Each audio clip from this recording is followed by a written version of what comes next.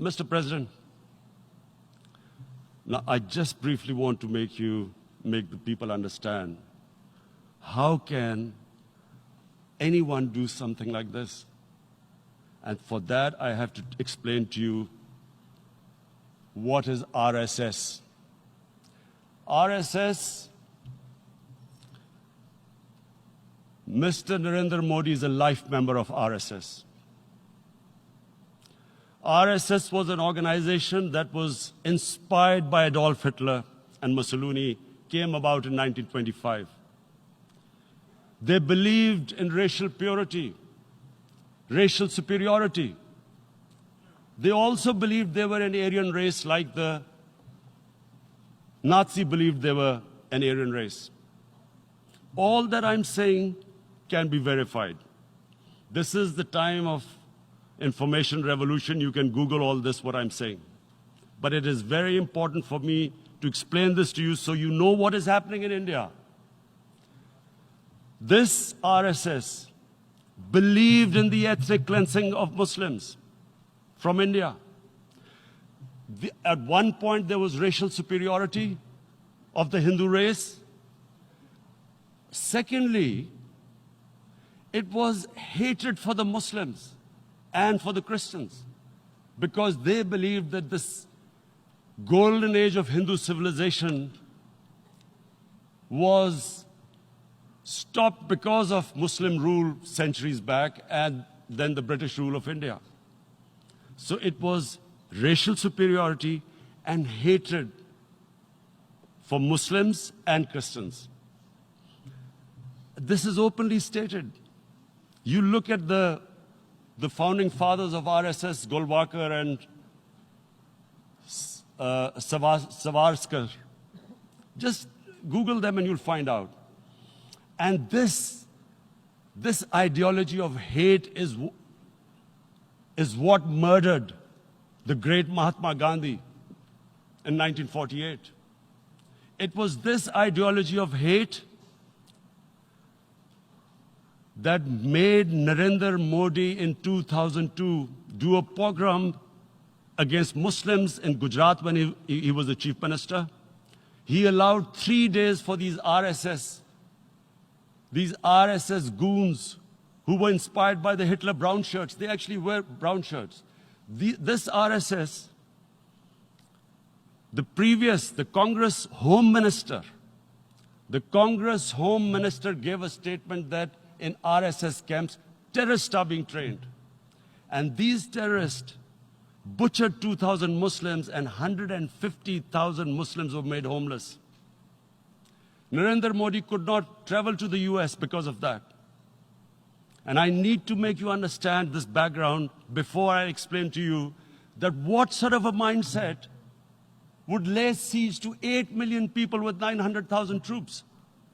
Women, children, sick people, locked in as animals. In fact, of what I know of England, if 8 million animals were locked in, the RSPCA would have made a lot of noise about it. These are human beings.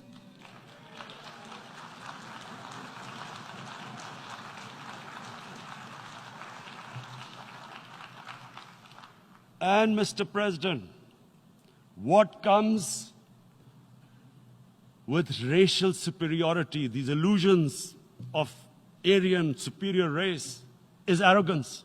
The two go together. And it's arrogance that makes people make mistakes and do stupid things. Cruel things like what Narendra Modi has done. It's sheer arrogance. And it's arrogance that has blinded him from the fact that what is going to happen when the curfew is lifted? Has he thought about it? This hasn't been thought through. What is he going to do when he lifts the curfew? Does he think that people of Kashmir will quietly accept the status quo because India has changed the constitution and taken away the special status? They'll accept that? Mr. President, 100,000 Kashmiris have died in the past 30 years because they were denied the right given by the United Nations. the right for self-determination. 100,000 have died and 11,000 women have been raped. There are two human rights, United Nations human rights reports on this. The world hasn't done anything because India is a huge market, 1.2 billion people. Sadly, the material prevails over the human. But this has serious consequences. Again, I repeat, that's why I'm here. Look, what is going to happen when the curfew is lifted will be a bloodbath. The people will come out. There are 900,000 troops there. They haven't come to, as Narendra Modi says, he's done this for prosperity of Kashmir. This is supposed to be for the development. These 900,000 troops, what are they going to do when they come out? There'll be a bloodbath. Has he thought it through what happens then? Mr. President, has anyone thought that what happens when there is a bloodbath? What do you think the impact will have on people of Kashmir? What do you think they will think? The way they have been boxed in their houses, treated like worse than animals, no rights. Thousands of all the political leadership has been arrested, taken out of Kashmir. Even those Kashmiri leaders who were pro-India have been taken out. 13,000 boys have been picked up and taken to God knows which destinations. So what do they think? What will the people of Kashmir do when they lift the curfew? They will be out in the streets. And what will these soldiers do? They will shoot them. They've already used pellet guns, blinded young boys. In the last 6 years, the 5 years, the oppression that has gone on in Kashmir. And so, Kashmiris will be further radicalized. Mr. President, there will be another Pulwama. And guess what? India will blame us. They're already blaming us. They're saying all this is happening because of Pakistan. One of their defense ministers said, there are 500 terrorists lined up on the border to go in. Why would Pakistan send 500 terrorists when there are 900,000 troops? What impact are they going to make? What will they do? And why would?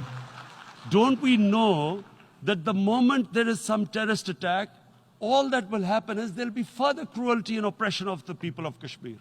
We will just give the 900,000 troops to further crush the people of Kashmir.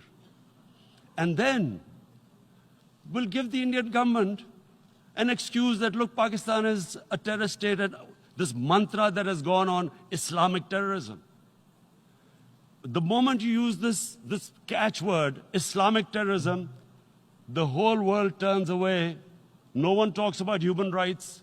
You can do whatever you want, which is what has happened in Kashmir, because they keep using this word, Islamic terrorism. And this is what they're doing right now. What do we benefit from further increasing the cruelty on the people of Kashmir? And why would we want this? But there is no other narrative left for India.